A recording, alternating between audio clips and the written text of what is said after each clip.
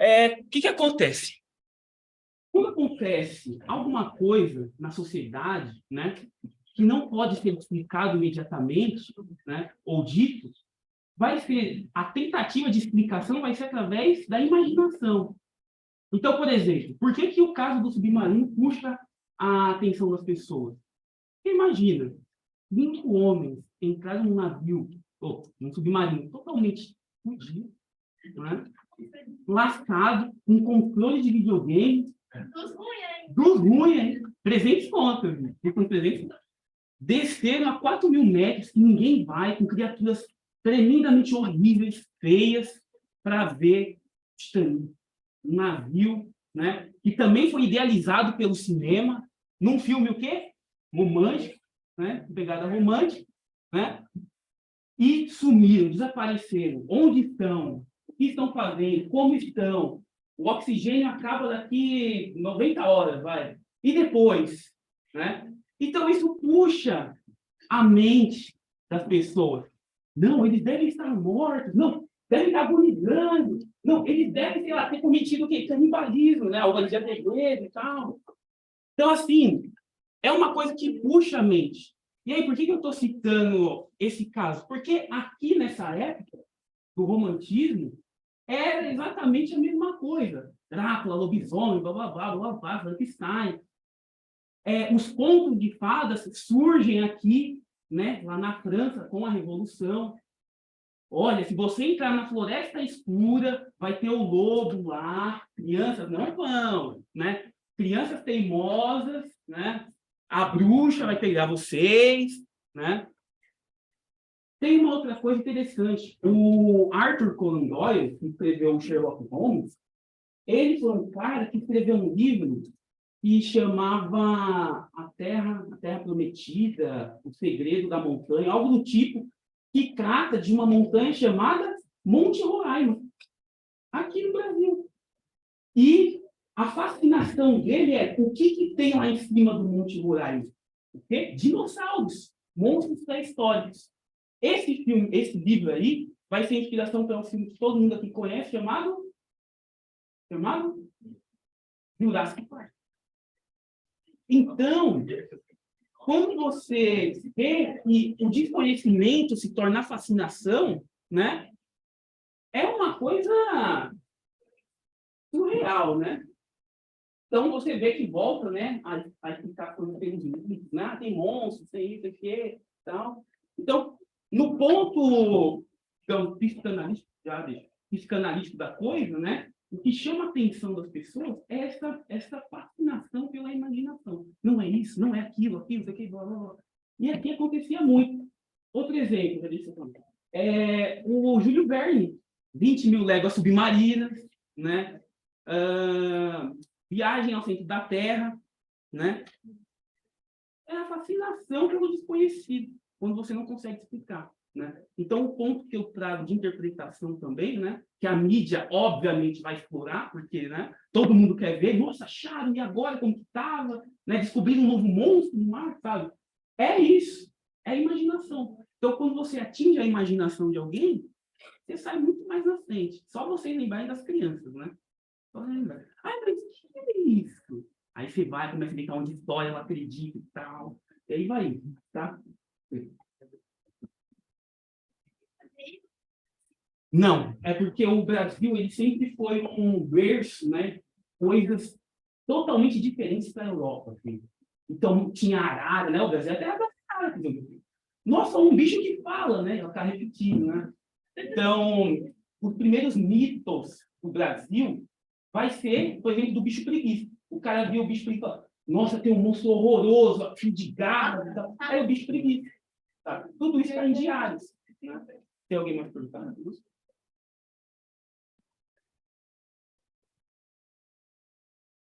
Beleza. Então, fiz o link da imaginação e hoje, geração para romântica, né? Essa vai ser uma geração do romantismo, né? Que vai trabalhar totalmente com o imaginário. Totalmente. Então, na primeira geração, você tenta construir uma identidade real, né? Para o país, né? O Brasil.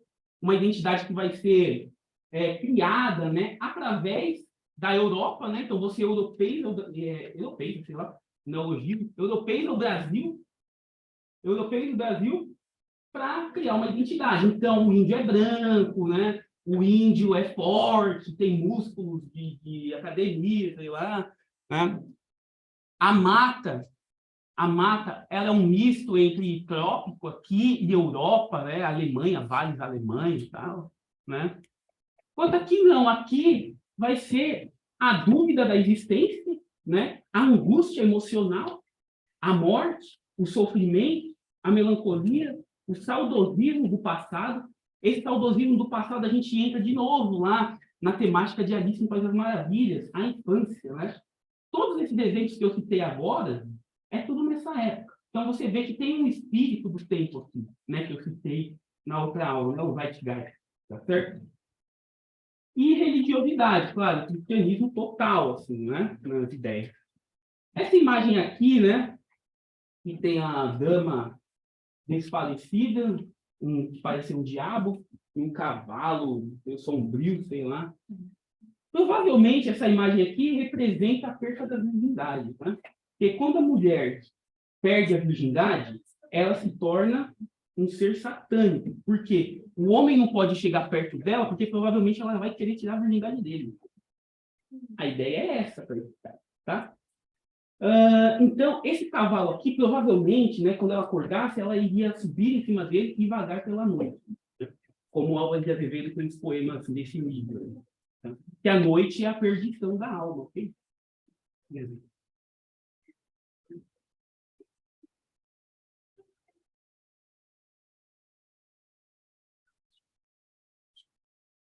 Então, hoje, a aula praticamente vai ser pautada, né, na leitura e interpretação dos poemas, né, dos Proust, e na discussão de alguns livros da fase aqui, tá? Os dois nomes mais célebres dessa segunda fase é o Álvares de Azevedo e o Casimiro de Abreu, principalmente o Álvares de Azevedo. Então, a estética gótica, né, vai vir com ele aqui no Brasil, né? Castelos, coisas noturnas. Agora estou com fome. E o medo, né, a morte, vai vir com esse cara, né? O Álvares de Azevedo, ele quase se graduou em Direito, né, aqui na Universidade de São Paulo. Os caras lá na Universidade de São Paulo são paga-pau da Álvares de Azevedo.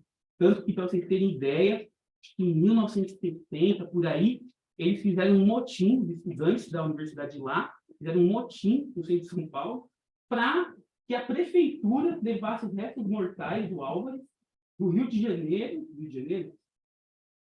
que é do Rio de Janeiro, para enterrar lá na universidade. A prefeitura acatou, fez decreto para que isso se realizasse, o decreto tem na internet, só que a família não liberou, né? Tipo, gente, só tem o pó dele lá, como que isso é, né? E está misturado com um monte de parente que já morreu, né? Então, assim, deixa o negócio quieto. E aí não se concretizou.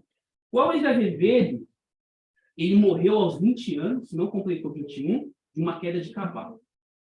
E o Casimiro de Abreu morreu aos 21 de tuberculose, né? O Casimiro de Abreu, ele era filho de família tem fazenda, essas coisas, né? Também cursou direito, não chegou a concluir, e a vida dele era direito e poesia. Direito e poesia também, para o Azevedo, né? O Casimiro de Abreu, ele vai ter uma estética, né, totalmente abusiva, né, na poesia dele, né? Então, o negócio dele é ir para cima da mulher, né?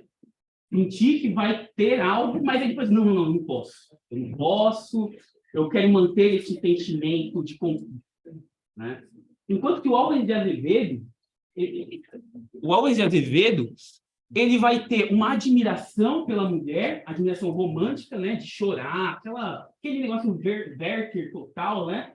Mas o negócio dele é sentir a mulher pelos sonhos e na tumba. Sentir a presença da mulher morta. Necrofilia, né? Isso aí está na Noite na Caverna, também. Só que aí está. Ele não realiza esse desejo, né? É apenas sentir, ver aquele rosto, aquela mulher que eternamente será bela e nova, né? Jovem. Né? Poesia e prosa, né? Lira dos 20 anos, né? De 1853, Macário e Noite na Caverna. Isso aqui, gente, são as obras completas dele. Bom, você escreveu isso. Acabou. Mais nada. Tá? E, sim.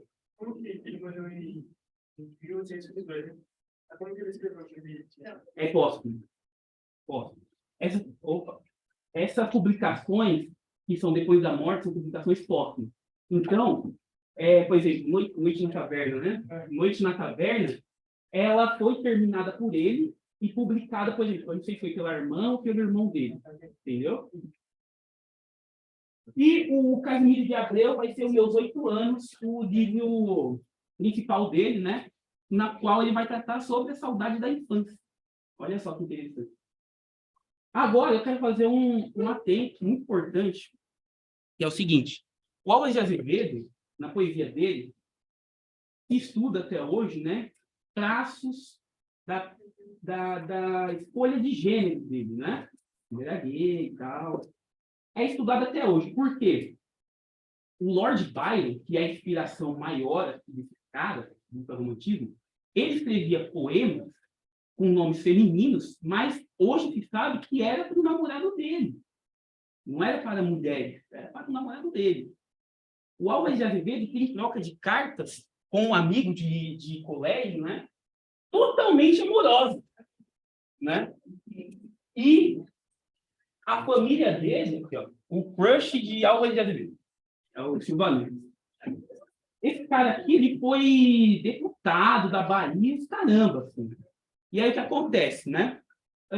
O Álvares de Azevedo tem as cartas censuradas pela família, assim, né? Sumiu, tem trecho que foi cortado, né? A crítica tenta fazer a crítica literária, no caso, tenta criar uma imagem de homem máximo, tal, não sei o quê. Mas quando você lê as cartas, você fala, opa. Eu fiz uma resenha, né, na universidade, né, e publiquei uma revista da USP, desse livro aqui, sobre essa questão da homossexualidade no Álvares de Azevedo. Porque, por exemplo, aqui no Macário, você tem nas entrelinhas uma tensão gigantesca homossexual entre o Macário e o Satã. Satã alisa os cabelos dele. Nossa, como sua pele é bela. Se eu não fosse Satã, estaríamos juntos. Né? Então, você tem esse jogo. Né?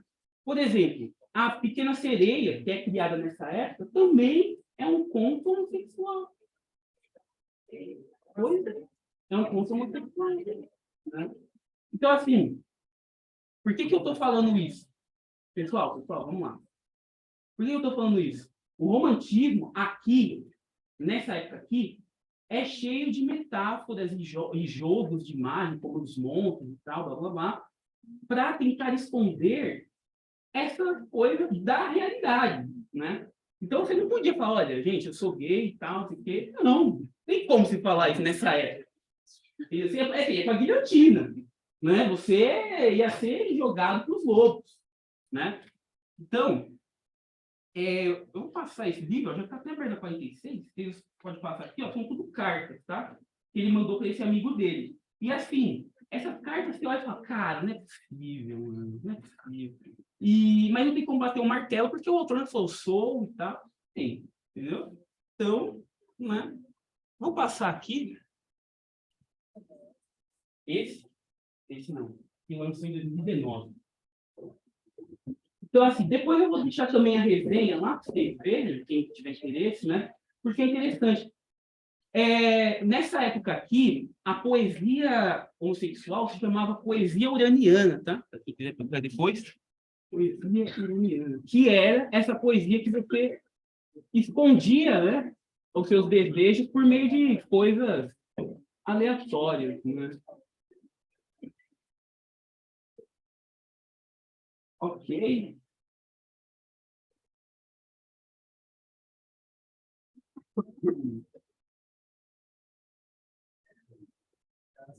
Bom, meu sonho, né? Ele foi,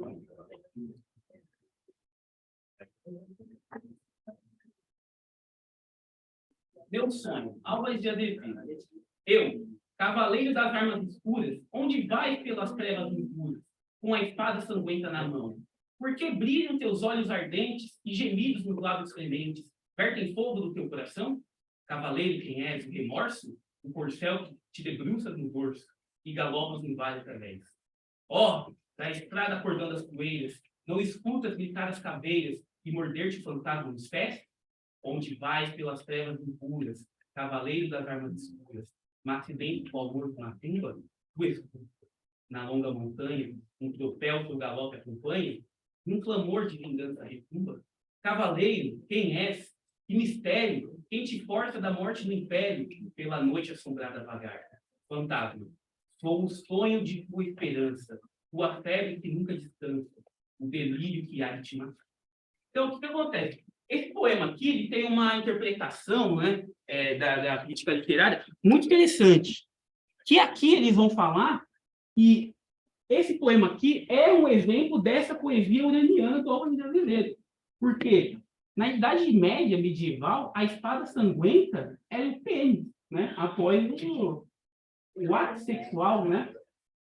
E aqui talvez seja uma confissão do Eurico ou barra autor, né? Num relacionamento homoafetivo, talvez, né? Porque aqui ele está se sentindo culpado, né? E aí vem o fantasma da culpa e fala assim, eu sou a culpa que há de te assombrar e tal, né? Por conta do que você fez, não sei o quê. Tá? Então, é um poema que você vê. Você lê e fala, putz, tem nada a ver com a realidade, tem que ser, blá, blá, mas aí quando você vai ver as entrevistas, fala, tem algo aí, né?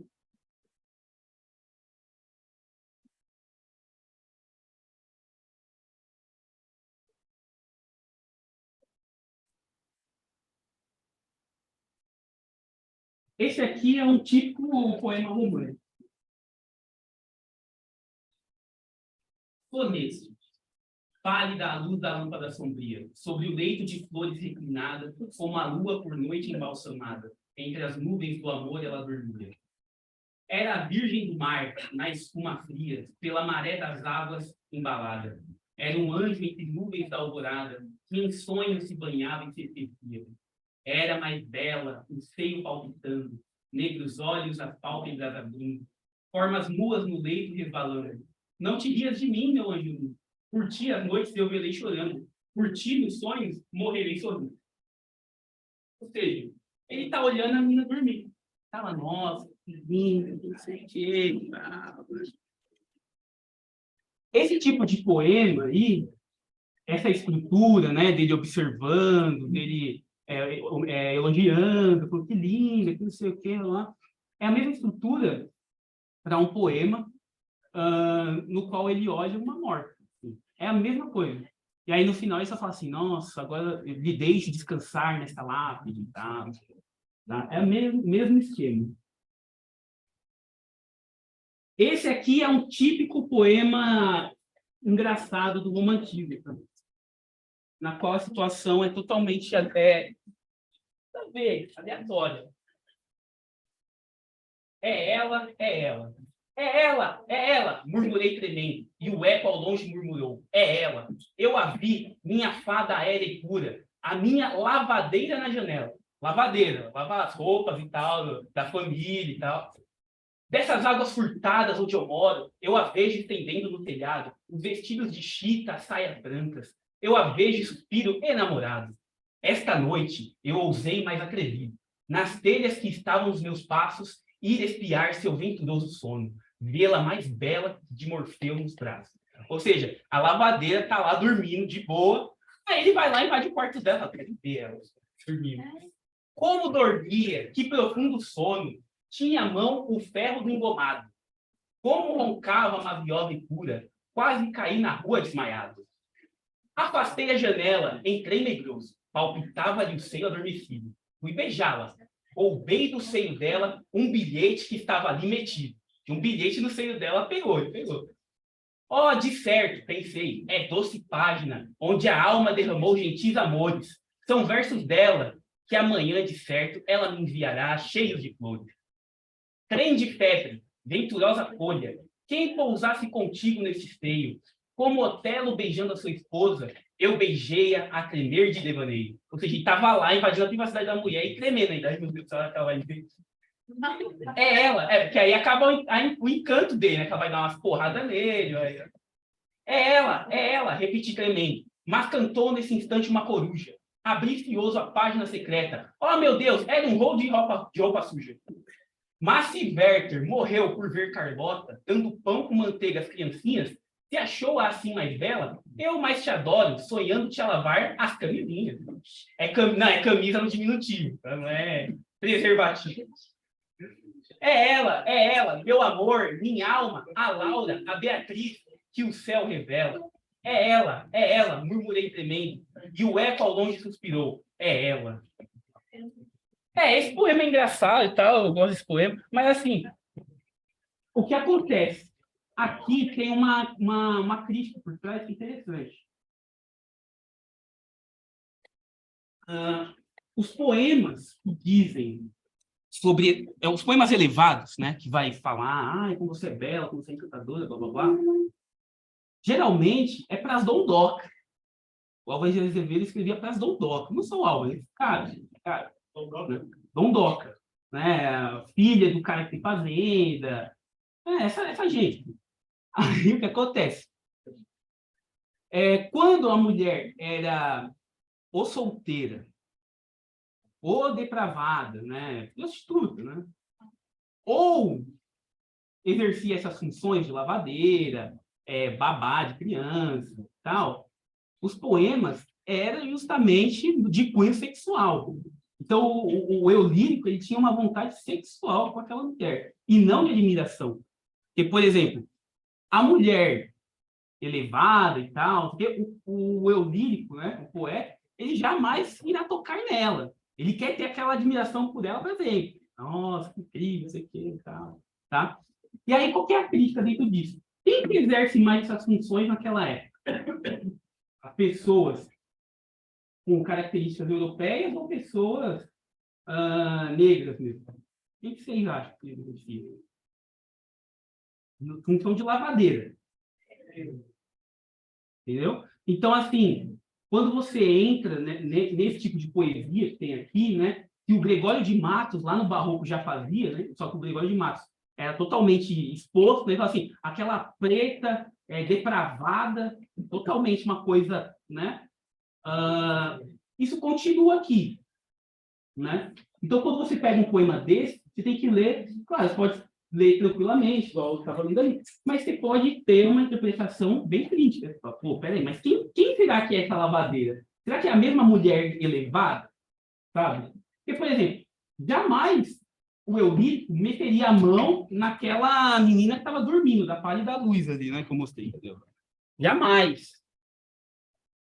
Aqui, ele jamais meteria a mão nos seios dessa moça aqui. Né? Então ele só observa, era mais bela, o seio palpitando, negros olhos, as pálpebras abrindo, formas nuas no leito. Ela estava nua. E ele só observou. Agora nessa aqui, não. Ele já foi metendo. Não, chupou ali, deixa eu ver o que tem ali. Né? Então, assim, é interessante perceber essas coisas que estão sempre nas entrelinhas. Assim, tá? Porque esses dois poetas, o Álvares e o Casimiro de Abreu, eles eram de famílias que tinham grana, e essas famílias tinham escravos. Tanto que nas cartas que o Álvares mandava para a mãe dele, quando ele estava aqui em São Paulo, ele perguntava sempre acho que é Nhanhã, que era a negra que cuidou dele, né, quando ele era pequeno e tal, e estava na família, né? Então, assim, tiveram escravos.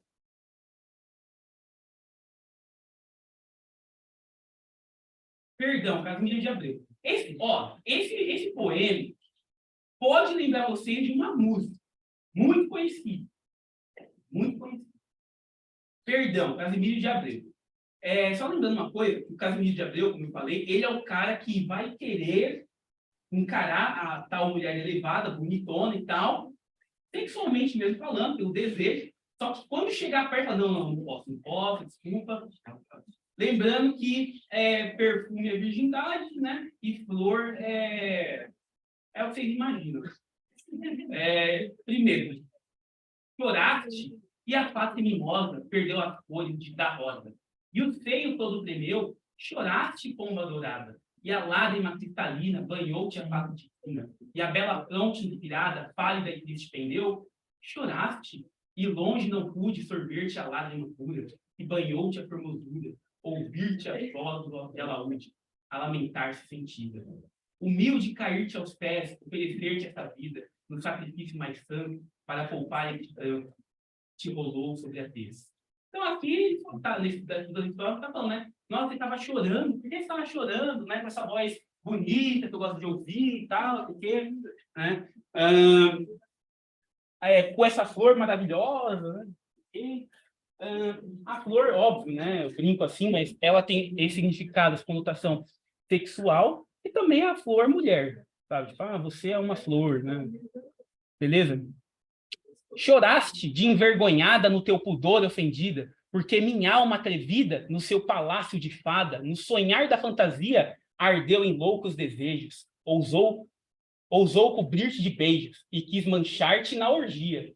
Ou seja, e ele deprava a mulher, que ele tanto ama, para ele, para os outros depois, ela vira uma depravada, né? PUTA, né? Para a sociedade ali, tá? Então é interessante isso, porque vocês veem, está marcado na poesia isso, sabe? Então, por exemplo, um cara que vai estudar esse contexto, né, sei lá, o contexto da mulher na história, século XIX, pode usar facilmente esse poema. Está ali, marcado ali, né? Perdão para o pobre demente, culpado sim, inocente, que se te amou foi demais. Perdão para mim que não pude calar a voz do alaúde, nem comprimir os meus ais. Ais é vergonha, tá? Esse verso é interessante, esse estrofe, né? É interessante também, porque ele fala ali, perdão para o pobre demente, culpado sim. Ele fala para culpado sim, mas aí ele fala inocente, né? Por dentro ele tá, eu sou inocente, tal, aqui, né? Perdão, ó flor dos amores, você quis manchar-te os verdores, você quis tirar-te do hastil. Na voz que a paixão resume, tentei sorver-te o perfume, e fui covarde e fui vil. É interessante esses dois últimos versos. Tentei sorver-te o perfume, e fui covarde e fui vil. Esse fui covarde e fui vil é duplo, tem um duplo sentido. Fui covarde e vil de fazer isso com você, ou fui covarde e fui vil de não ter conseguido concretizar o que eu pedido.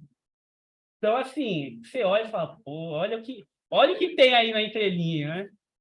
E qual música que, pelo menos para mim, lembra, né? Quando você escuta assim e tal. Alguém pensou assim? Bruno e Marrone. Bruno e Marrone. Chora umas rosas. Então, assim, depois vocês discutem lá, choram as rosas, e se conseguirem, comparem com esse poema. Fala, putz, mano, é a mesma coisa, velho.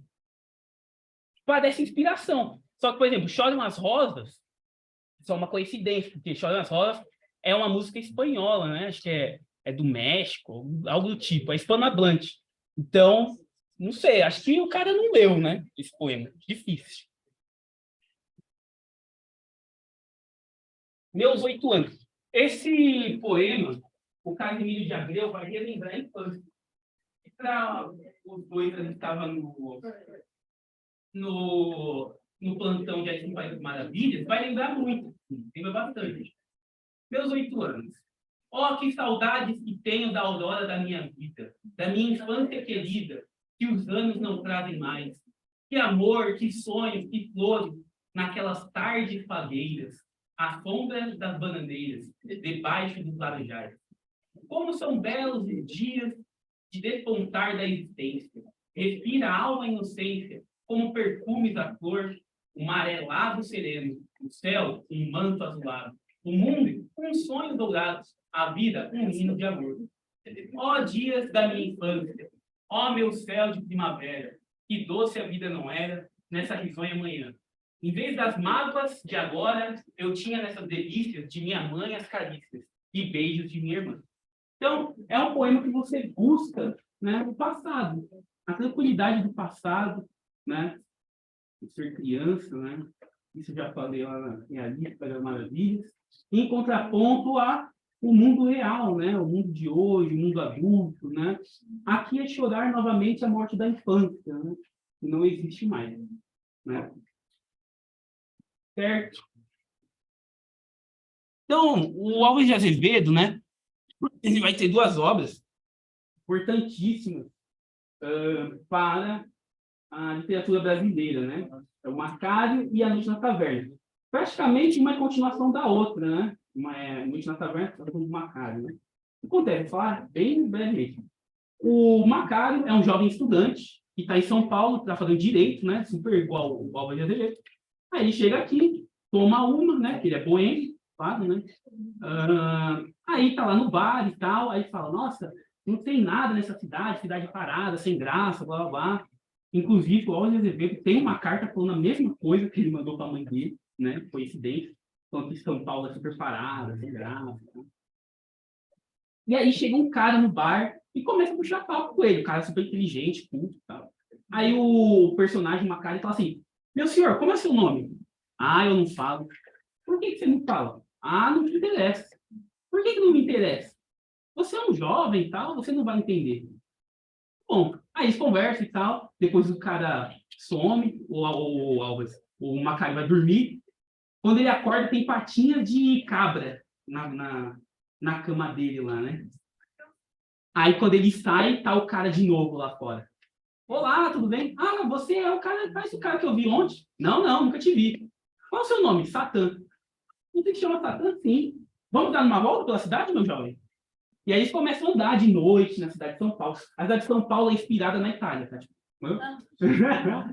e aí estão andando e tal. O Satã falando várias coisas para ele, ensinando. O Satã é como se fosse a filosofia, a representação da filosofia. Fica lá, né, no Macário. Aí depois, esse livro, ele é praticamente, é quase um tratado filosófico, né? Eles falando o que é vida, o que é poesia, né? O que é arte, blá, blá, blá, blá, o que é morte. Aí depois vai entrar um personagem chamado Penseroso, né? O Macário, aí você vê o contraposto. O Macário, o Satã, é como se fosse conhecimento do mundo, né? Filosofia. O Macário, ele é o jovem, né? Uma vida, que já sabe que o ser humano é perigoso, que não acredita no mundo. Ele é o Nietzsche, é tipo Nietzsche. Né? Se você olhar para o abismo te olha. O Penseroso é aquele cara romântico. Tal, não, não, que a vida é bela, e a floresta, e tudo. Você está sendo muito radical, que não sei o quê, que blá blá blá. E no final, quem morre? Penseroso, exato. Né? Aí, o final do livro o Satã fala assim, Macari, vai acontecer uma desgraça e eu quero que você veja. Porque acontece o seguinte, a mãe do Penseroso, não, a mãe do Macário, ela morre e o Satã fica com ele, sua mãe morreu assim, acabou de morrer, não sei o que, ela vai ficar assim na tumba e tal, um bagulho mó gótico, mó estranho. Aí ele vai numa taverna. Aí os dois olham assim, ficam olhando de fora. Aí começa Noite na Taverna. E é um grupo de 5 amigos conversando e tal, né? Cada um vai contar um caos de vida. Cada caos é uma bizarrice desgraçada. Desgraçada mesmo. E aí, você não sabe se é verdade ou se estão só tirando uma zoeira, né? Tem o cara que vai viajar de navio, né? O navio vai calhar, né? Aí não dá. E ele vai ter que cometer canibalismo.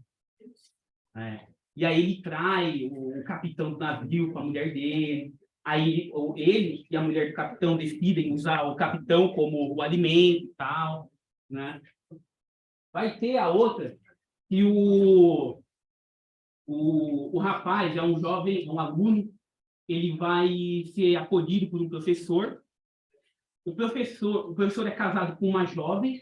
Esse aluno vai ficar tendo relação com a jovem, com a mulher do professor, depois com a filha do professor, a filha morre, o professor descobre a traição, aí tenta matar ele jogando de um penhasco, o desgraçado sobrevive, aí o desgraçado fala assim, eu vou matar o professor agora. Quando ele chega na casa, tá os dois corpos, do professor e da mulher dele, mortos e envenenados. Aí tem toda aquela cena pitoresca, né, estranha e tal. Tem um conto também, que é o cara que está andando pela Itália, viajou para a Itália, e aí ele vê uma mulher pálida, né, sobre vestes brancas, numa janela, E aí depois ele descobre que ela estava morta. Aí ele fala assim, nossa, mas eu vi ela é tão bela, eu vou levar ela para casa. Ele invade o cemitério, rouba o corpo dela e enterra embaixo da cama dele. Ele é bem normal, graças a Deus. Bem normal. Bem... Aí, não, e aí todos os amigos dele falam, cara, você tá bem, assim, né? Mas assim, isso é mentira. Aí, eu tenho a grinalda dela de flores. Aí ele abre assim, tá aqui o negócio, que foi no morto e tal. Qual é o outro que tem? Ó, tem um outro. E tem um que é um cara que gosta de uma mulher. Ai, como ela é perfeita, esse negócio, perfeito, blá, blá, blá. Só que ela é casada. Aí, o que ele faz? Ele descobre onde ela mora. E fala, vamos lá, terminando. Descobre onde ela mora, dá um jeito de acessar a casa dela, e toda noite ele dopa ela. E até que um dia ele planta a semente, vamos dizer assim, bem didático. E aí, ele, além de topar ela, estuprar ela, fazer isso, né, colocar o filho nela, ele sequestra ela e fala assim, ó, então, eu fazia isso com você. Você está grávida, porque dessa vez eu te engravidei, e a gente vai ter que fugir, porque senão você vai ser, tipo, cancelada na propriedade. Aí ela abandona o marido, foge com ele, e aí, o que acontece? Um dia, esse cara que estuprava ela, chega na casa e começa a chamar, fulano de tal, cadê você? Ninguém responde. Aí ele sobe no quarto, a cama ensanguentada. A cama está ensanguentada. Quando ele olha dentro do guarda-roupa, o marido dela estuprando ela e ela já era um cadáver. Necrofilia, né? Necrofilia. Já estava morta. Ele matou e depois abusou dela. E o último, o último eu não vou falar. Ele escrever aquilo que você respira. Ele vai, você vai de falar, o que é isso? Ó, o último se chama Iorno. Iorno. O nome dos contos é o nome dos caras. O Iorno, não sei se eu conto.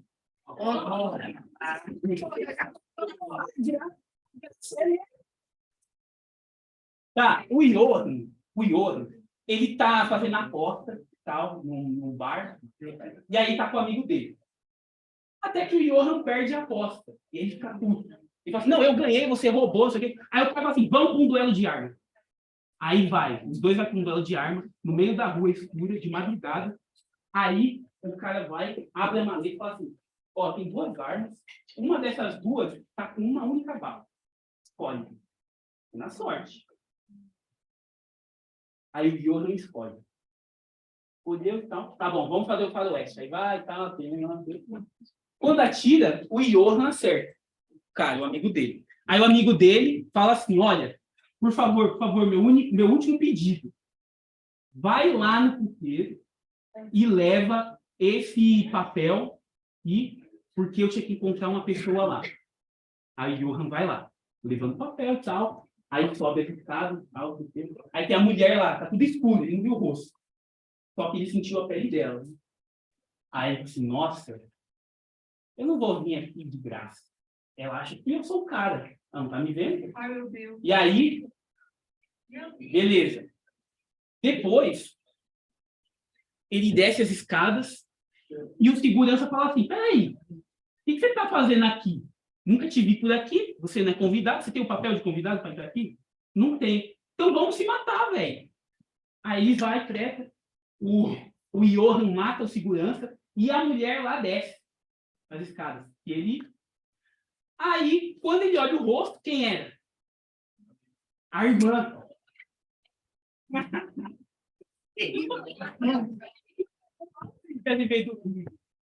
O cara... e tem outra.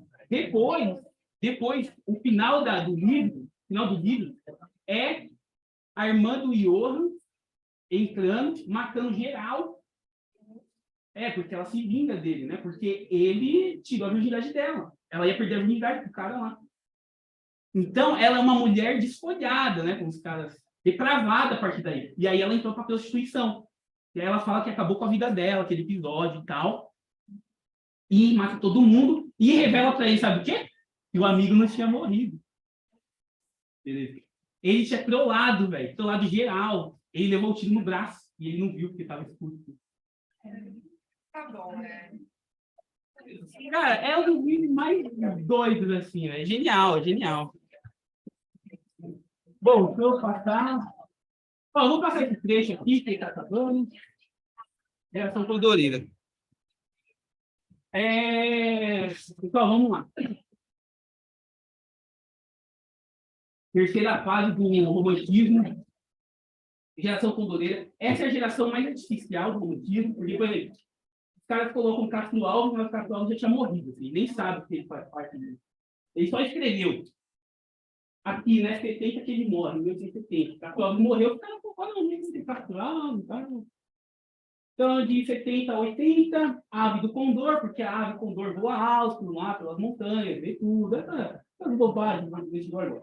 Ave do condor. Queda de prestígio da monarquia. Então, aqui é totalmente um movimento político mesmo, aqui no Brasil. Então, a força vai ser contra a escravidão, né? Abolição. Abolicionismo, começo do movimento republicano, tá? Inclusive, o Machado de Assis começa a escrever nesse momento aí, né? Escrevendo alguns textinhos bem chulezinhos assim mesmo, né? Com temática romântica e tal, bem... Você fala, né? Tá bom. Castro Alves vai ser a principal nome, tá? Claro, ele é super conhecido dos saraus escolares, óbvio, né? Com o navio negreiro. Então, toda vez que tinha um sarau na escola, era Castro Alves, e o navio negreiro, tá? Então, o navio negreiro. Estamos em pleno mar, doido no espaço, brinca ao luar, dourada borboleta, e as vagas após ele corre, né? E as vagas após ele corre, cansam como turba de infantes inquietos. Estamos em pleno mar. No firmamento, os astros saltam como espumas de ouro. O mar, em troca, acende ardente. Constelações do líquido tesouro. Estamos em pleno mar. Dois infinitos ali se espreitam num abraço instantâneo. Azuis, dourados, plácidos, sublimes. Qual dos dois é o céu? Qual o oceano?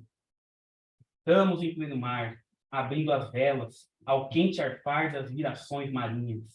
Veleiro brigue, corre a flor dos mares, como roçam na vaga as andorinhas. Então, você vê que é um poema totalmente pró-natureza, né? Ele traz os elementos da natureza, forma um lirismo, né? Uma coisa bela e tal, né? E aí é o primeiro início assim, que eu coloquei. É quase um tratado do Castro Alves, esse poema ele é extenso, quase um tratado do Castro Alves contra a escravidão, né? Então ele vai trazer a imagem do que era o navio negreiro, vai mostrar, ó, os escravos ficam assim, quando eles fazem algo que não agrada os escravizadores, são jogados no mar, né? Para os bichos, para os peixes, e amarrado, né? Sem ter chance de fugir. A política no Brasil é a seguinte, né? O nojo do navio é esse, aí escreve, né? Então é um poema que vale muito a pena você ler, tanto pela beleza de escrita do Castro Alves, né? Claro que, por estética, quando ele vai tratar do nojo que é o navio negreiro, é uma reviravolta, né? Na escrita, aí vira uma escrita totalmente aberracional, por estética, né? Porque o autor quer que seja assim, tá? E, claro, a Escrava Isaura, né? Que vocês conhecem pela novela. Esse livro aqui vale a pena você ler pela questão social, assim. É muito interessante pela questão social, você vê, trata muito sobre o direito, né, jurisprudência do Brasil imperial, naquela época, que um dos personagens é advogado, tá? Mas a história é muito fraquinha, né? A escrava Isaura, né, ela é filha de uma escrava, tá? Ela é filha de uma escrava, e só que ela nasce assim mesmo, branca, assim, desse jeito. E aí, por causa disso, ela é adotada pela Casa Grande, né? Pelos senhores e tal. Nossa, como ela é diferente dos outros ferrapados, vamos adotar ela. É sério, é isso. Aí adota ela. Depois, o filho do cara que adotou ela vai ter uma paixão idealizada, uma paixão platônica por ela. E ele vai ficar enchendo o saco dela. E ela vai dizer, ô, mas peraí, eu sou filho de escravo. A lei permite que eu não seja escravo. Eu quero sair daqui. Aí, você é muito bonita para sair daqui. E é sério, é isso. Você é muito bonita para sair daqui. Aí você fala, meu Deus, o que é isso? Aí depois vai entrar um advogado que vai descobrir o caso e ele vai ficar doido para libertar ela, porque ela é bonita. Aí fala, mano, que povo chato, velho. Fala, mano. Aí depois o cara vai fazer ela ser humilhada, colocando ela com os escravos lá. Aí essa cena aqui representa muito bem. Essa novela representa muito, muito bem a história. Claro que a novela ela vai incluir mais coisas, né, para ter mais episódios, mas é muito interessante. E aí ela vai com essas roupas mesmo e tal, toda pomposa, né?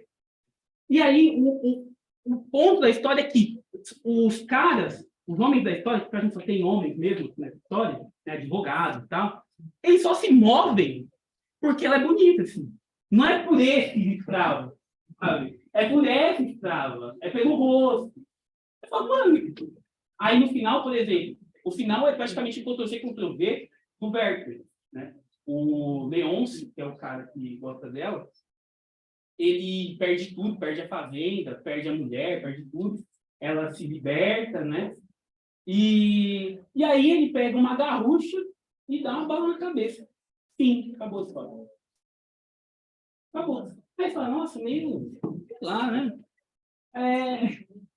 O único ponto alto dessa história é a conversa entre os dois advogados principais, que é o Geraldo e o Álvaro, e você vê nitidamente que é o autor falando, né? Que a escravidão é uma doença no Brasil, que atrapalha a economia, de fato, né? Que é perda de tempo e tal, não sei o quê, que tinha que ressarcir os escravos e tal. É o ponto mais alto.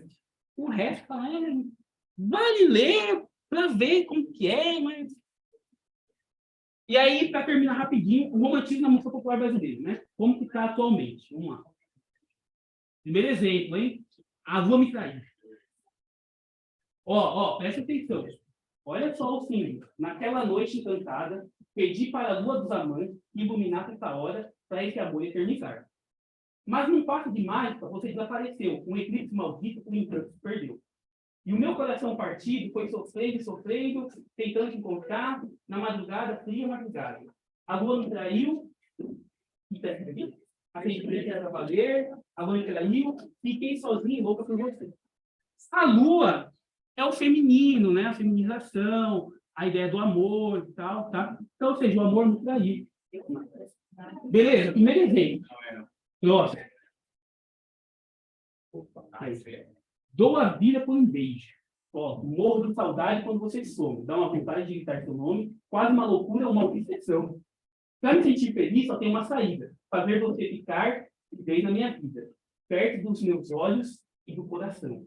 Eu te amo, eu preciso te dizer. Todo dia, toda noite, o meu sonho é você. Eu te amo, é paixão que não tem fim.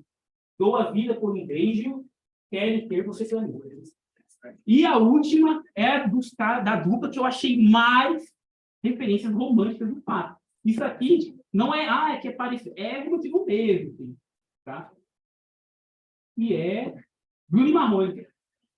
Aqui, essas daqui eu até linkei, todas são símbolos românticos, eles trabalham símbolos românticos. Claro que não são eles que escrevem todas essas letras, né? Por exemplo, essa do Dormir na Praça é um cara, já estou terminando, essa do Dormir na Praça é um escritor que ele só trabalha com romantismo. Então, ele fez música para o Daniel, para ele, e tal, no Raça Negra, e ele só escreve com símbolos românticos.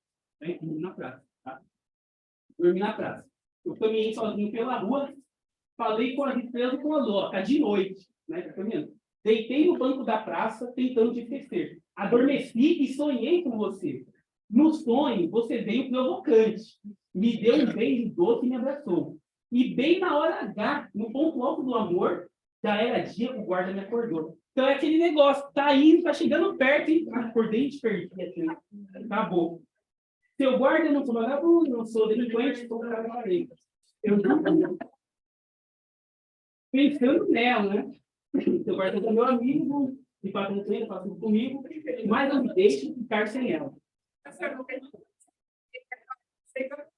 Ah, eu consegui. Ó, mais rapidinho, ó. Essa por um minuto é surreal do quão é Werther, assim. Tá? O cara tá morrendo ali, cantando, tá desesperado e tal. Vida vazia, né? Pegou fim de semana, foi meu prazer, sei lá. Ó, essa Trânsito Parado é um exemplo da comédia romântica. Ele tá lá no trânsito parado e tal, aí vem a mulher bonita e começa. Nossa, mas que linda! Como eu gostaria de sonhar com você, não sei o quê. Essa é engraçada. Vai dar namoro. Olha, ó, choram as rosas, também coloquei. Quer casar comigo. E um sonho louco. Um sonho louco. Beleza? Próxima aula, então, vai ser realismo e naturalismo. Fechou, gente? Até a próxima, então.